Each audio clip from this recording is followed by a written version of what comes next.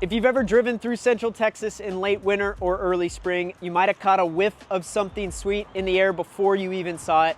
And that is the Huisache tree, or what's sometimes called the Sweet Acacia. This tree, in my opinion, doesn't just announce the arrival of spring, it throws a full-on celebration. But yet for some, it's dismissed as a weed tree. But today I want to show you why the Huisache deserves a place of honor in our Central Texas landscapes and how it can thrive as a part of a bigger ecological story.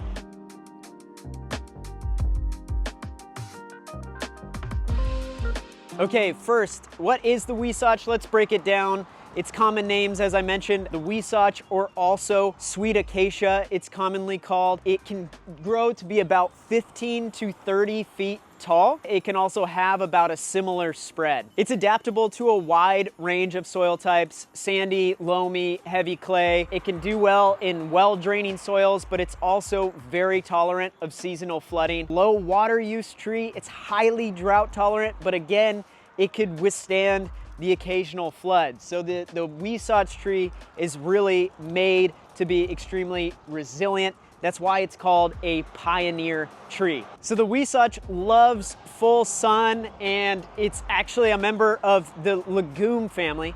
And this is actually really important because it means the Huisache actually improves soil health by fixing nitrogen into the soil. So it's nature's own regenerative gardener. The Huisache is native to southern North America, stretching from California to Florida and really deep into Mexico and Central America. In Texas, it's widespread across Central and South Texas. You'll see it quite profusely growing in the South Texas plains, the Gulf coastal plains, and parts of the Edwards Plateau. If you were to drive down south I-35 towards Corpus Christi, for example, right now, which is a mid-late March, you'll see tons of Huisache in bloom driving that way. You'll find it in open fields, along roadsides, and in rangelands where the soil is dry, compacted, and nutrient poor. The Huisache is sprouting up there really to serve a purpose. It's highly adaptable. Again, not only surviving in extreme drought conditions, but also tolerating that seasonal flooding. So this resilience makes it a critical pioneer species, and that is in fact a specific designation because it's a type of species that will grow and do quite well in areas that are recovering from disturbance. And so the Huisache can be a really excellent addition to Texas landscapes that are in quite poor condition. So the Huisache isn't just another tree in the landscape, right? It has a whole myriad of benefits. And first, I think, just for us in our enjoyment, it's the golden yellow blooms that you can see on this tree here. I'm in Confluence Park in the south side of San Antonio. I had to come back. I saw this one the other day, but I think these yellow blooms are really a spectacle here in early spring, and they're extremely fragrant. So those soft puffball-like shape to those yellow blooms gives the tree a nice kind of delicate ornamental quality. But certainly don't let that fool you. This tree is very, very tough, and especially on newer growth, the spines on these branches are quite serious. And if you're walking through it or in it, it'll stick to a shirt or worse. Right? But the fragrance from those blooms is sweet, it's citrusy, it's strong enough to carry on the wind. Like I said at the top of this video, this might be a tree that you smell before you see. So if you've ever caught that scent on a Texas roadside or on a park like this in early spring, you already know what I'm talking about. But beyond its beauty, Huisache is really a workhorse. For wildlife, it's an essential early food source in the year. It blooms almost before everything else. You'll see the Huisache along with the Texas mountain laurels blooming, the Mexican plums, as well as the Texas redbuds. So a lot of things haven't woken up yet, but the Huisache here is one of the earlier bloomers, providing some essential food, especially in areas that are disturbed and don't have the greatest level of diversity. So they offer this nectar at a time when bees and butterflies need it most, right? Its dense, thorny branches also create secure nesting spots for birds like the white-winged doves and northern mockingbirds, especially if you're thinking about those wide open pasture lands and rangelands where there isn't really much other cover. But its seed pods also will provide food for small mammals, but that's going to be later on in the year. But of course, it doesn't stop there either. The Huisache is also a larval host plant for the marine blue butterfly, which is really making the Huisache a key species for sustaining pollinator populations in Texas, which is just so important right now. For us, again, in our landscape, it's a fast-growing, resilient tree, one that's going to provide shade quickly, making it a great option for cooling down a landscape or sheltering slower growing species. That's the role of a pioneer species, is to help set the stage really for a more evolved and diverse ecosystem to come. So you might consider using the Huisache in a space far off, I think, from your walkways predominantly, as you don't want to get pricked on it. And it is a relatively short-lived tree. 30, 40, maybe 50 years might be the absolute maximum.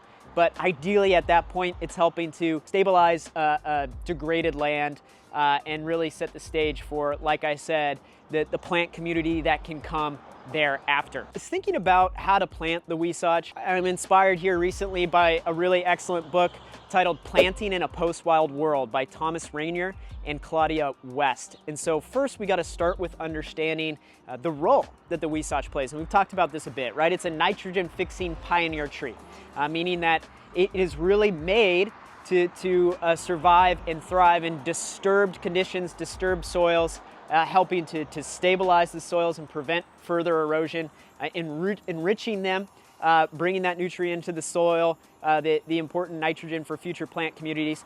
It can tolerate severe drought conditions, temporary flooding, that poor soil, right? So it's an ideal structural plant for really low maintenance, kind of resilient landscape. So rather than planting the Huisache as an isolated ornamental tree, planting in a post-wild world really stresses incorporating trees into multi-layered plant communities. So all plants, in nature typically exist with others. And so for the Huisache, this means pairing it with, native grasses, shrubs, and wildflowers that complement its ecological role, and of course its aesthetic a look to its particular presence. But the Huisache provides fast-growing dappled shade, right?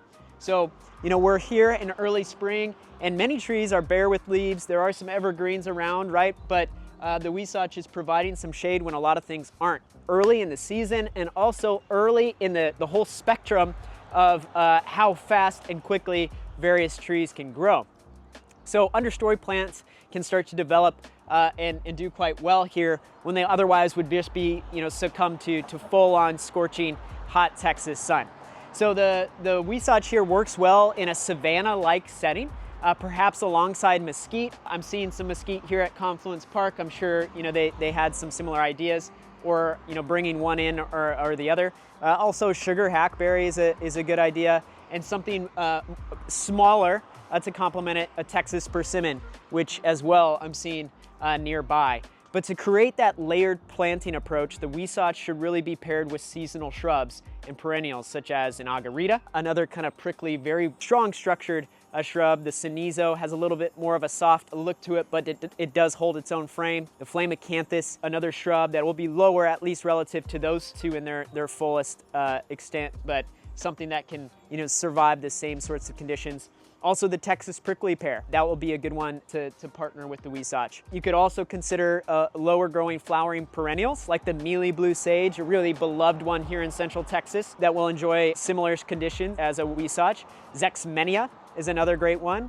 Autumn sage, all those can help to attract pollinators. When this Huisache is predominantly done blooming, it might bloom with some rain in the fall, but mostly its season is the spring. You'll continue to get a lot of sustained color with those wildflowers beneath it. So, and then don't forget the absolute base layer, the ground layer, considering some grasses, some low growing plants.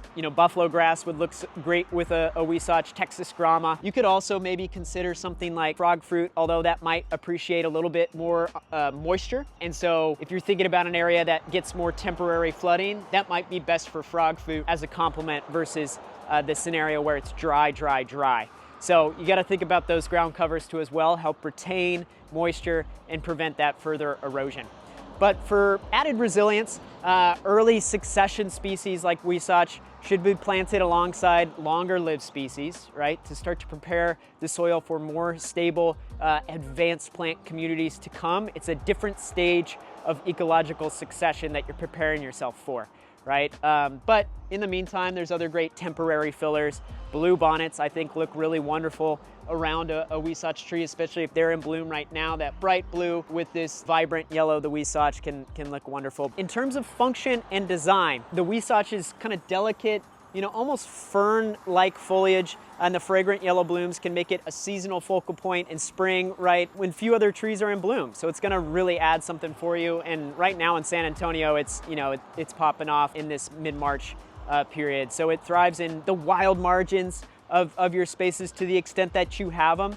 Hedgerows, kind of thinking about it as a living fence. It can get quite dense, and this one here has certainly been pruned down beneath, but a Huisache can kind of have a large shrubbing habit too, so it depends on what kind of maintenance you're going to supply for it, or also if you're planting understory plants down beneath it for the sake of creating, you know, something that might be an impenetrable barrier. And then since the Huisache can spread via suckers, strategic pruning and companion planting can really help maintain a natural yet intentional look. And I'm seeing that with the Huisache tree here at Confluence Park. There's really clean kind of underlevel pruning that's been done to where it really highlights the top canopy of this tree. This is more of kind of a specimen Huisache here, and rightfully so. It's at the front entranceway of the park, and I think it's a really nice entrance with this type of tree that a lot of people wouldn't really think to plant as a, you know, an aesthetic ornamental specimen tree. So it's very versatile here, and as well very attractive, in my opinion. So the Huisache has played a significant role in cultural traditions as well, medicine and perfumery for centuries, really. The name Huisache originates from the Nahuatl word Huichachi, meaning thorny acacia or many thorns, referencing the tree's really, you know, kind of sharp, spiky spines here. And then the intoxicatingly sweet scent of the Huisache flowers has been harvested for centuries for perfume making. The essential oil derived from the blooms, known as Cassie Absolute, I'm sure I pronounced that wrong, but it remains a prized ingredient actually in high-end French fragrances to this day. So as far as maintenance goes, it is important to remember that the Huisache is a fast-growing pioneer species, right? That's gonna spread naturally through root suckers and seed germination. And if left unchecked, it can form dense thickets, which makes it an excellent choice for soil stabilization and rapid revegetation of degraded landscapes. But for designed landscapes, it's going to require a little bit more management, you know, and this is really kind of up to you as to how you decide to manage it, you know, and predominantly based off of where you decide to plant it. So that is a good reason, you know, to where you have maybe less managed parts of your landscape depending on how much space you have. It's a good one to plant where you aren't too worried about it. But as you can see here at Confluence Park, you know, I think that there is some management that's happening here year to year. It still looks really great. And so it can be maintained as a specimen tree. They have this right by a walkway too, you know, so they're kind of going against the advice that I'm giving you. So that's all to say it's totally possible to have it in different scenarios. It's just something to be aware of, is that it is made to grow fast and ideally to spread. That's its purpose, you know, and until it could get that ecosystem to the next stage for the species that would grow beyond it. If you're interested in propagating a Huisache, it can be propagated from semi-hardwood or softwood cuttings that would be taken in late spring or early summer. So the cuttings should be about 3 to 4 inches long and placed in a well-draining rooting medium under intermittent mist until they root for best results. From seeds, the seeds are going to require some scarification, which would be, you know, some scratching or nicking of the seed coat, or a soaking overnight to help improve that germination. They could be directly sown into well-draining soil once temperatures are warm, but it's kind of a funny thing to think about planting Huisache, at least here in my area of Central Texas, where it's so abundant.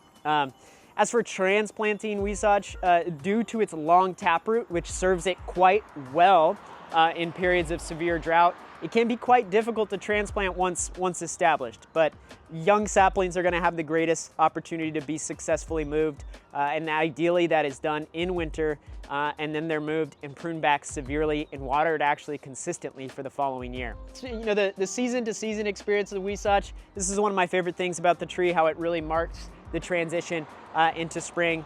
As we look at late winter and early spring, you know, you're gonna have these bright yellow flowers, the intoxicating fragrance, you'll smell it.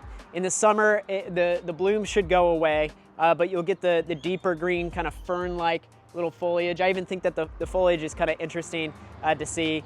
And then fall, the seed pods start to emerge and ripen, which can provide some food for wildlife. And then into winter, it is a deciduous tree in colder regions especially, but it will still keep its character predominantly year round. So you will see the leaf fall, but come back the following year. So whether you want to attract pollinators or create a resilient, tough Central Texas landscape, or just enjoy the incredible early spring fragrance that the Huisache or Sweet Acacia has, it's a really phenomenal tree that I think is well worth appreciating. So if you enjoyed learning about it, be sure to subscribe for more Texas native plant deep dives. Check out our Texas native plant playlist for more ways to bring nature home. And lastly, if you want to get started with Texas native plant landscaping but aren't sure how, be sure to sign up for my newsletter on Texas native plants at ensembletexas.com/grow. All right, y'all, until next time.